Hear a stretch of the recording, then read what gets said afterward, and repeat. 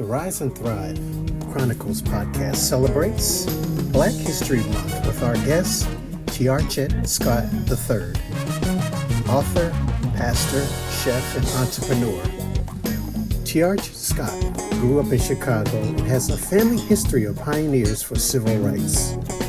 His grandmother marched with Martin Luther King to end racism.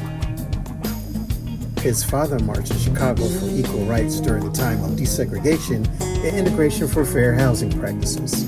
Tearched Scott was one of the first African American students to attend an all-white elementary school. In this podcast, Tearched tells of his story of overcoming personal struggles to rise towards personal and professional success. Listen now. Welcome to the Rise and Thrive Chronicles podcast. Today we have Tearched Scott, man of many talents, gifts, and abilities, and he's going to continue our discussion on what it was like in the North during the time of segregation. So we're in the process of celebrating our Black History Month, and we are so happy and pleased that you're joining us today on the Rise and Thrive Chronicles podcast. Thank you so much. Appreciate it. Thank you. All right. So your family ended up in Chicago, but your dad came from Mississippi.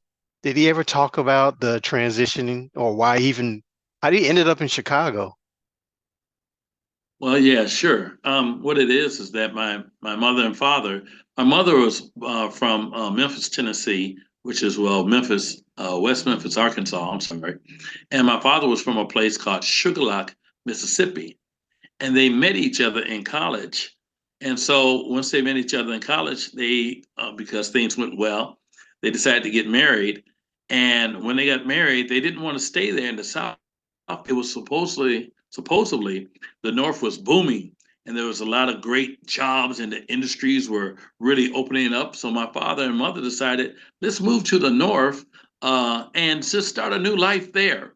And so they got married and they moved to the North in 1954 to a place called Chicago.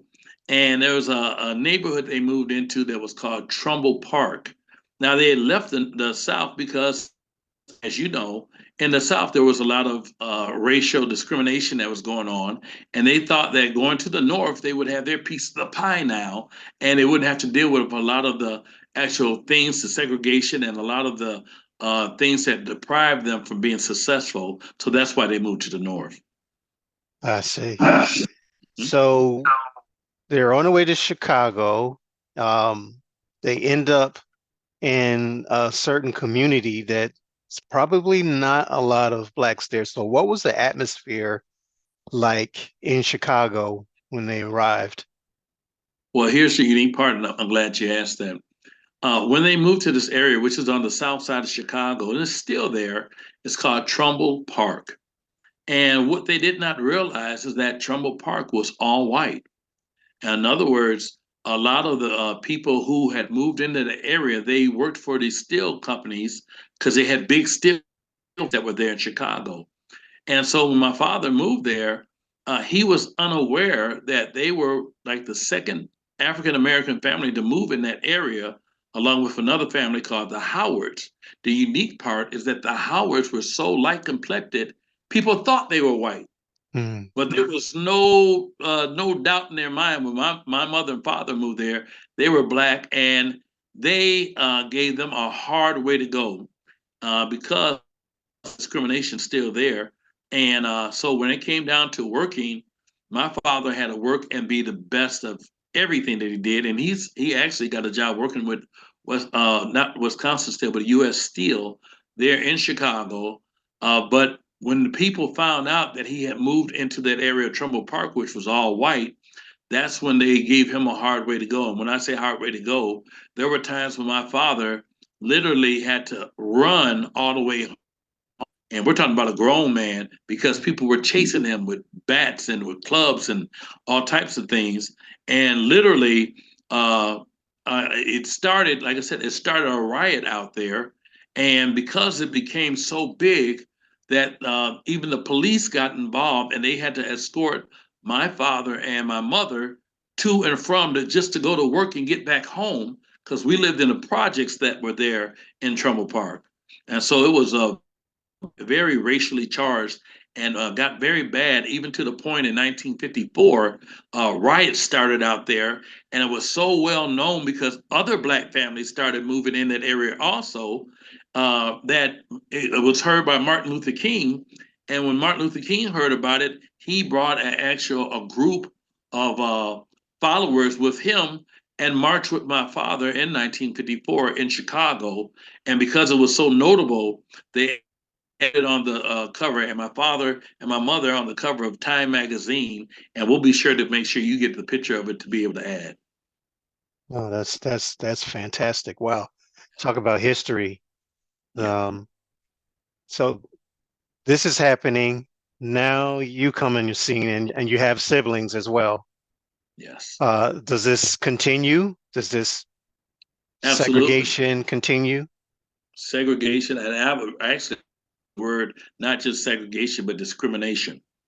So my brother was born in 1956, and let me just say this: I had an older brother that was born in 1954, same year in which my father and mother went to Chicago. I said he was born, but what happened when they found out that my father had moved into Trumbull Park, they refused to actually deliver my oldest brother, which would have been my oldest brother. But my father, they locked him out of that. They wouldn't let him go into the delivery room with my mother. And while my mother was sedated, um, the child was born, and they say the child was born stillbirthed, and but they didn't have any way of knowing if it was or not. But here's the part of it that was so evil. They laid my mother's child on her, and it was dead until she came to life. Woke up from her sedation, thinking that she had her son that was going to be on her, and it was actually a stillborn. Mm. And when my father heard about it, because they wouldn't even let him in the room, he literally lost it and tried to, correct everyone. I'll say to those terminologies, Hmm. but Hmm. it just shows the level of hatred that people can have, where they can judge you according to your color of your skin versus the content of your character. So Hmm. that having happened already, my parents were very leery about doing anything in public areas where it would cause the people's prejudices to arise. So Hmm. my brother was born in 1956. When he's born, they were very protective of my brother. Still in Trumbull Park. I was born in 1961. When I was born, we were in Trumbull Park, but we were in a transition to another neighborhood. My father had done well with the steel factories, the same steel factory that one day they used to chase him out of, actually made him to be the first African American foreman for the U.S. Steel Company in Chicago. Well, one thing that my father believed in, and that is doing everyone right and then working harder than the next man. So in doing that, he became pretty successful at the U.S. Steel Company, but wanted to a better neighborhood because we were living in projects. My brother and I shared in a one room. We'd have both our beds in the same small one room, and my parents had a room, and then there was obviously the downstairs area, but very small area. So my father told us, "Hey, we're going to be moving to this area. It's called Jeffrey Manor," and we moved to Jeffrey Manor in 1966, and it was around March. And so when we moved to Jeffrey Manor, the need my father said he had was that, hey, we're now moving into a new place. We had a house. We have a front yard, beautiful front yard, beautiful backyard. I mean, lavish, nice fenced in yards. We had a garage, and it was like our own house. And for me, I'm just a little kid. I'm 6 years old. I'm like, yeah, I love this. Met new friends, all my friends, because what we did not know is that entire neighborhood was all white. My brother and I didn't know, I should say. But here's the unique part about it. We were thinking that this place, it looked like it was an oasis. Beautiful. Like I said, everyone's lawns are cut. Everything's nice, shiny. But they're lying under the whole story about this beautiful place called Jeffrey Manor, which was called Marinette Manor at the same time also, was a deep, resounding hatred for African Americans. Mm. So what we didn't realize is that, when we went to school, my brother and I went to school, we were the first two blacks. We went to a school called Luella. And Luella was a public school on 99th and Crandon in Chicago. And when I first went in there, imagine now, I'm 6 years old. And so as far as I'm concerned, this is a great place. I got all these other kids and we're going to be able to play in parks and everything like that. And I remember that once going to my schools, I was always the one put into the corner. I brought for you also one of the pictures of me, actually which was my actual class picture, and it has me as the only little black kid in the corner, sitting over on the side. And the class were maybe about 35 students, but that's how I was treated. Also, I was not told that I could be successful in my academics or anything like that. It's kind of like the patsy. We've got the black kid here, and so we got to deal with him, and so we'll just have it. So we'll treat him nice. All you have to do is paint pictures or draw, and you don't have to worry about learning these other things. And here's the reality of it: is white folks at that time weren't taught how to teach black people. There is a difference, and because they weren't taught, they didn't teach. Sense. Okay. Because they weren't taught, they didn't teach. So it was almost like what we don't know, instead of us prying and finding out, we'll just make it so, we'll just pass the kid and it'll be no problem. We won't have any problems because if you do anything to this black student, it could be another riot out here, and we don't want that. Here's what takes place. I'm at home, probably about maybe 7 years now. I'm 7 years old. And while I'm in the back, got my white friends, and we were just sitting there playing around, kids just playing with stuff. And two boys walked by and they said, "Hey, N-word, what are you doing there? Get out of here. Get out of our neighborhood." Well, as for me, 7 years old, I don't have a concept of the N-word. I'm like, what are they talking about? And what my initial thought was that told me it was something bad was by how my friends responded. Ooh. And I looked at them and I was like, I want to find out what that meant. And I remember going into my house and getting my mother, she was in the kitchen. I said, "Mom, this boy was calling me this N-word. Does that mean something? What is that, Mom?" And she said, "You know what? Don't worry about it. Don't. Sticks and stones may hurt your bones, but names will never hurt you." That's what she said. Mm-hmm. I said, "Oh, okay," but it just seemed like my friends, they were kind of aroused by it and shocked. So when my father got home, I told my father, I said, "Hey, Dad, these boys came by and they called me this N-word, and I told Mom, and she said sticks and stones may hurt my bones, but names will never hurt me." So I just didn't say anything about it. Here's what my father said immediately: "Tell me where they are, which way they go. Let's go." Mm-hmm. What? Let's go. What? Maybe he wants to say something with them. I don't know. I had no concept at 7 years old what my father is doing. All he did is get in the car, show me which way they went. So I got in my car, my father's car, and I pointed. They went down here toward Our Lady. It's called Our Lady Gate of Heaven. It was an actual Catholic school. And my father was like, he zoomed into the corner, made that right turn, headed down there towards heaven, found the boys that were actually in front of Our Lady in Heaven, on the side, I should say. And I said, "That's them right there, Dad, right there, those two boys." My father gets out of the car. He walks up to them. He says, "Hey, do you all know my son?" They're like, "No, no, no, no, we don't know your son." He said, "Yeah." He said, "Let me show you something."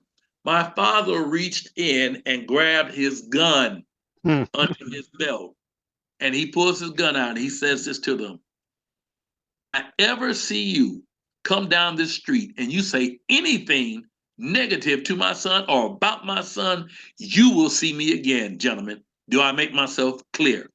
They were like, yes, sir. Yes, sir." Now, as a kid, I'm watching this Mm-hmm. and I'm like, here is my defining point of how ugly the N word must have been for my father, first of all, to immediately drop get me in the car, zoom over here to this OLGH, Our Lady Gate of Heaven, find these two kids, and literally pull a gun out on them to threaten them if they ever called me a name or came down my street again. That defined how ugly that word must have been. So now I'm realizing this is something that my father would kill a person over. Mm. So now I'm kind of, in one sense, I'm kind of scared that I'm in this environment that I knew not of, and that there is this type of level of prejudice.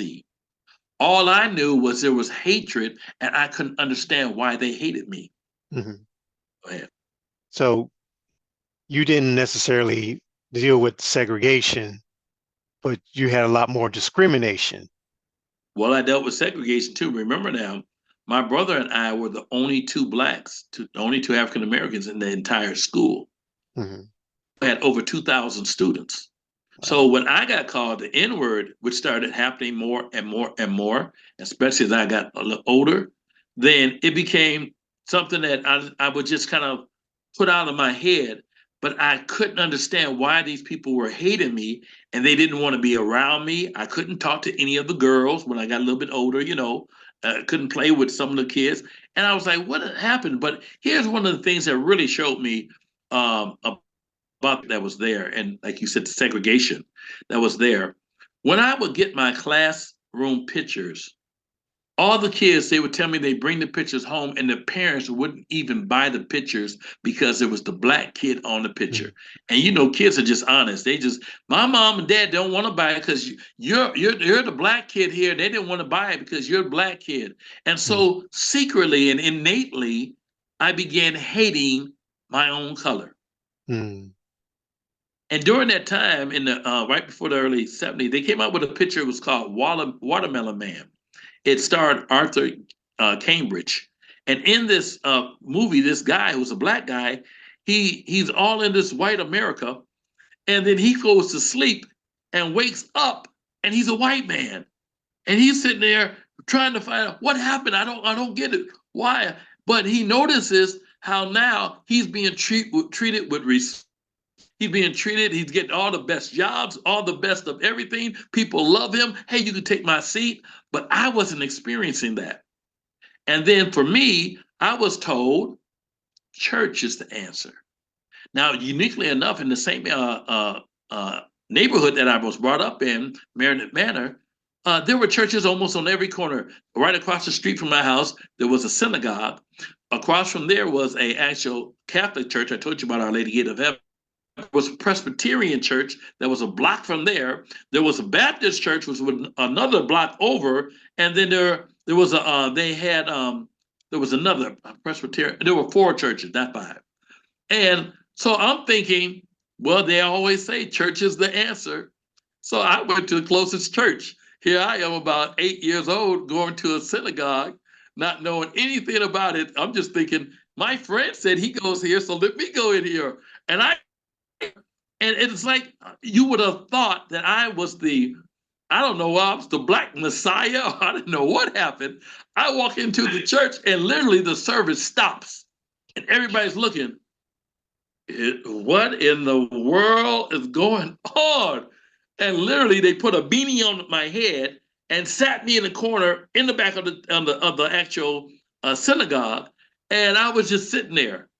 And of course, what's going on. But of course, when I told my parents what I did, they were like, "Oh no, no, don't, no, you don't want to do that." You know. So again, these are things where I was learning about segregation and discrimination. And then I already told you, like in my school, it was I was being passed by virtue of my presence, not on my knowledge. So a lot of kids, when I got to the actual uh, eighth grade in my grammar school, my reading level was maybe about third grade, Mm-hmm. and I thought, I really want to be able to learn how to read, but a lot of times people, they just wouldn't take the time out to teach me. And because my parents at the time, they had to work to just be able to keep a living, because now we're trying to live in a good neighborhood and areas and everything. But literally, I wasn't being taught too much of anything. Mm. Mhm. So that leads me into my next question. You had all these things stacked up against you. Um, you have every reason to give up. You could become a criminal. You could get into illegal activity. Yeah. So, what was some inspirational ways? What helped you to overcome the odds that were stacked up against you? What it really helped me to overcome a lot of the odds that were stacked up against me, number one, I'll say my father. And my father was one of these type of people who would always institute uh, great, passionate knowledge into me. And my father would tell me every day, he said, son, I want you to know this. Me and your mother, we love you. And he would hug me and he would show me, that, there is a passion behind love, and that you could be anything you want. He would always tell me, my brother, you guys always keep your head up. Wherever you go, whatever you do, keep your head up and never be afraid of knowledge. Here's what my father said: when you don't know anything, don't say anything. He would say to my brother and I, it is better to be a fool and know that you are than to speak out and break the doubt. In other words, as long as nobody hears you talk and you don't have a knowledge about something, just close your mouth. Don't try to make like you have this knowledge and don't. But don't be afraid of that knowledge. Find out where it's from. So my father, in order just to show me and my brother, my father went and remembered the entire Webster dictionary, Mhm. literally cover to cover. I could ask him any question about any word, about meaning, definition, and he was a brilliant mind. I mean, literally, and he was one of the first, matter of fact, the first successful black businessman outside of Chicago in that area. And so my father would teach us, if you don't work, you don't eat. So every Saturday, and I'm just a little kid, like I said, 8, 9 years old, my father would get a box. He would have a box of records. You remember back in the day, they'd have the 45s, the 33s. 33, 45, yeah. Right. And so we didn't have a record store or anything like that. But he began selling. He would go and drive up to one of the main corners in Chicago, Jeffrey, and it was on 95th and Jeffrey, right on the corner there. We would sell records out of the back of the car. And he said, this is two things I want you to do. You got to know your product and know your audience. I'm like, know the product and know that, yes, because you're going to sell them. But this is what you should know. And he would tell my brother and I, people want to be sold. I mean, people want to buy, but they don't want to be sold. Mhm. Allow people to feel like they're making their own decision. And if you provide them a product that they'll love, they'll keep on coming back. But Mhm. make people feel good about it. And so my brother and I were taught, put your personality into it. And my father was personality extraordinaire. He could get along with any and everyone. And that's what we would do every Saturday. My brother and I, we didn't, even though we were out of school on the Saturdays and Sundays, we had to go out and work with my dad, but it taught us and taught us, hey, if you don't work, you don't eat. And so my dad would pay us $2 an hour. That was big money in those days. $2 cash. And so for me, imagine a kid 8, 9 years old, he's going around here. I got maybe about $20 in a week because I'm working the whole day. And I'm like, Mhm. yeah. My friends were like, you got money? You want to go down to the penny candy store? Can you imagine that? Penny candy Mhm. store. You can't even, I don't even know why they use pennies anymore. Can't buy anything. There better be the penny store now. But my father taught us with hard work, you'll find out that's how successful can come. Success comes. Mhm. I see. I remember we were talking earlier. So you're growing up now, you're a teen. Here the 70s come, and another time of, which way do you go? You see all these movies about gangsters and Mhm. everything, and you see less things about being what, a scientist and a doctor. How did you Right. deal with that era? Well, here was it's kind of funny. Um, I wrote in a book that I wrote, about one of my books that I wrote, My Inward Struggles with Racism in America. In this book, I have a chapter in there, and it was called "My Sin Is My Sin Is My Skin." And what it dealt with is that because we treated a certain way as Black people, whenever we would see Black people in cinema, we thought, man, that's gonna be great. And then the next chapter after that is a new hero. And what they were doing in the 70s, especially the early 70s, especially up north, they were giving us new heroes because here's what they find out. And when I say they, these are people who systematically try to keep people imprisoned in their mind with I'm always going to be second class. I'll never be able to do anything for myself. This is a white man's world, and these type of things. So what they did, they started giving us new heroes. You remember during that time in the 70s, we started coming out with these exploits like Shaft or Superfly, Willie Dynamite, the Mac, and everybody wanted to be a pimp or player. Wanted to have the stack heels, could barely even walk with the stack heels, and everybody wanted to stack heels. Who wanted to be, and you notice this, pimps and players didn't have to work. Pimps and players, they just control people and they seduce women through their much flattery, and then would have women to go out and make money, and they were supposed to be so cool. Yeah, and I got these women. So next thing I know, in my life, in the life of my friends there, we're all watching these cinemas because at those times you could go out on a Saturday and watch three movies in a row, you know, and and at the same time, it was building this mentality with us. We all want to be cool. We all want to be slick. We all want to. But as you mentioned just earlier, it didn't teach us how to be engineers. It didn't teach us how to own our own business. It taught us how to be conniving and how to be able to be manipulative. And what happened when we would be those type of ways? The police were already a lot of the police. I'm not saying all police because I've had my friends. My father's best friend was a police. So all police were corrupt.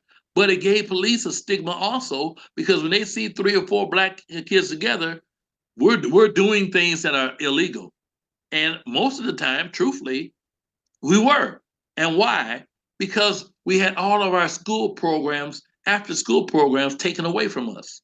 And when you allow kids to be out in the street and they don't have any after school programs, they're going to do something, you know. And so there are a lot of us who got in trouble. Mine got arrested and everything also.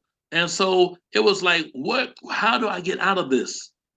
And that's where I found my father to be so instrumental. And that's why it means everything to me to be a good father.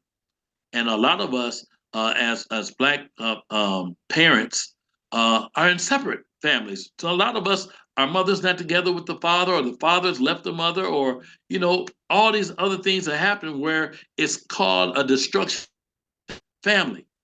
And so what helped me out was that my parents stayed together. And my parents, they were married over like 30 something years, until both of them, had untimely deaths. But in the same token, they show love, they show compassion. And so even though it was in my environment, the next thing I found myself doing is moving away from all the crime or the criminal side and saying to myself, I want to make a difference in my community. Saw too many of my friends being locked up. I saw too many of my friends being killed and shot down and all time beaten and everything like that. So I said, I want to be, I want to be somebody that can make a difference. And that's when I found out about my own heritage. So I started looking up and talking to my father, and I found out his mother, which was my grandmother. Her name was Katie Sexton Harris. She was the very first African American delegate Memphis, Tennessee. They now have a community center built after her. It's named in her name there in Memphis, Tennessee, off of 10th Street. And it's because she actually made a difference and will go out feeding those Black families that were hungry, teaching them how to be able to thrive and get their own business started. And that passed on from her into my actual father, who on many, many occasions would go and speak in the Black communities to teach people how to be successful, teach them how your community to pull you down, but how to be able to build each other up. And like I said, it left a legacy for me. So when I got to be old enough to be able to share with people, I wanted to find out what is my niche. And I found out that I had a gift to be able to deal with all types of different people because I was brought up in the white neighborhood. Then it became all Spanish neighborhood. And then finally, by the time I was 12, 13, it was all black neighborhood. And I had to deal with all those races. And in doing that, I didn't realize it made me into who I am today. So that now I don't have a problem with dealing with talking to black people, white people, Hispanic people. The race has nothing to do with it. Because I've learned you have to know your audience. And I use those same principles that my dad taught me as a little kid. He told me those two things I told you about. Number one, learn your audience. Number two, learn your product. I was my own product. My audience is anybody who will listen to me be able to speak to them about how to make a difference. I told you about me graduating from grammar school with a third grade reading level, but then by the time I got out of high school, I only had a fifth grade reading score. At that time, they didn't have the SKT test like that. Mm-hmm. So then, where was I going to go with that level of teaching? I said, I still want to go to. And thank God that I met a professor in college. He was a black professor named Dr. Ford. And he knew in the first week that I was in college, because they listened to some students that would talk and that would read. And he knew I have a very bad problem with reading. And this is what he did. He came to me after school and he said, listen, young man, if you don't mind, I noticed that you have a problem with reading. And if you have a problem with reading, you're definitely going to have a problem with comprehending. If you will allow me, I will take you under my own tutelage. Every day after school, if you'll come to my class, I'll get you an English 101B book, and I will go with you step by step so you'll understand the rudiments of English. And don't you know, that was like this man was offering me heaven. Because for me, I was like, I've been wanting to learn how to read and understand and be somebody educated. I want to be like that I would hear about. They would always talk about friends of mine and white friends of mine that were so smart, but I never wanted to be defined by being ignorant. So I would come every day. Little did I know, even God was blessing me and coming each and every day. In 1 year, they put me as a part of his staff to be a part of the journalism team because actually he was a journalism teacher. And not only that, but then in the next year, when I became a in college, my reading level had become of such that it was right where I need to be as a sophomore in college. And for me, I never forgot that. So I'm always like that gentleman reaching back, trying to find others that I can pull forward to make their life to be successful also. Wow, that's incredible. It's incredible. And now when you look at it, they say you connect the dots by looking back and how everything connected, and you certainly have done that. And so what advice do you have now, since you've been through that and things aren't like that, nowhere near that now? So, but what advice do you have for today's parents?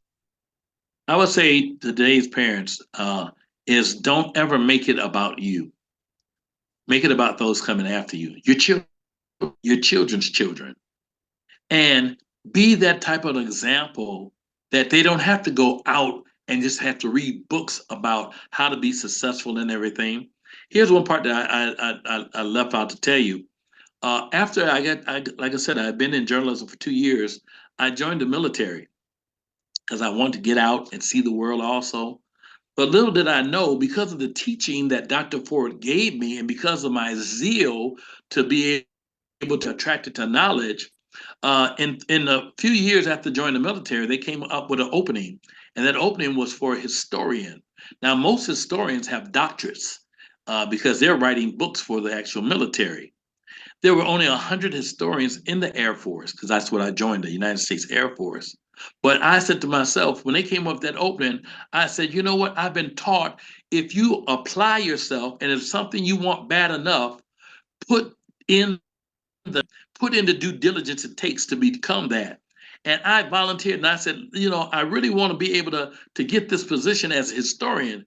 And they were like, what you don't have a doctorate, do you? You don't have a master's, do you? You don't have a bachelor's, do you? I didn't have any of them, but I had desire. And my desire was whatever it's going to take. And that's what I think is one of the key things that my father and others instilled in me. Whatever is going to take, put in. I didn't have to come after school, but if I was going to be successful in journalism, I had to go and learn that on my own time. And I didn't blame the world for my mistakes. I didn't blame the world for not giving me those things that they should have given me growing up. I said, I'm going to capitalize on it. And I decided to look at it from the aspect of what they consider as me having problems. They're not problems anymore. I don't have problems. I have challenges. Things that I can do to be able to change it from a problem to something that's going to be actually a stepping stone into a better level of direction. Well, in doing that, they selected me to go to all their best schools. So here it is, the kid who could barely even read, now being sent by the government to all their best schools to learn how to write their books. But they let me know this. If you fail any of these tests, tested every week for almost 40 weeks, you're going to be washed out. Not washed back to your job in the Air Force, washed out of the military. So for me, it was scary, yes, but it was a challenge.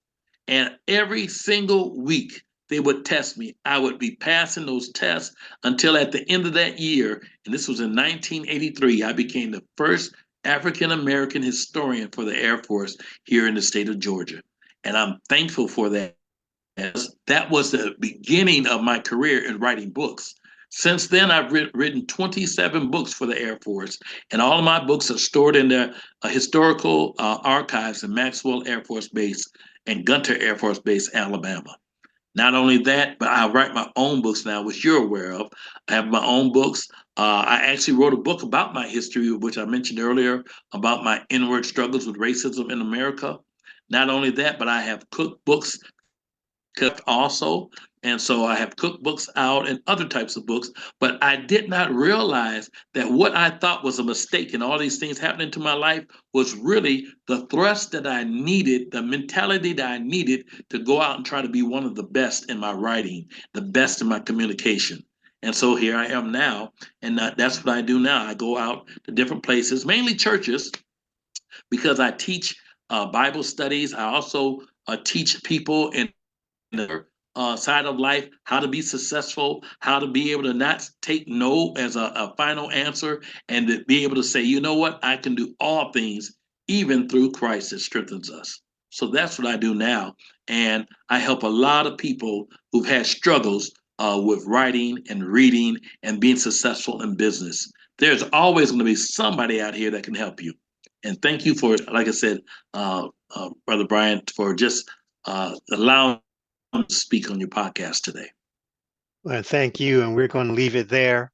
If you want more information about Mr. Tearched Scott and all of his endeavors and his book, I will have links in also the bio of him in the description section of the podcast.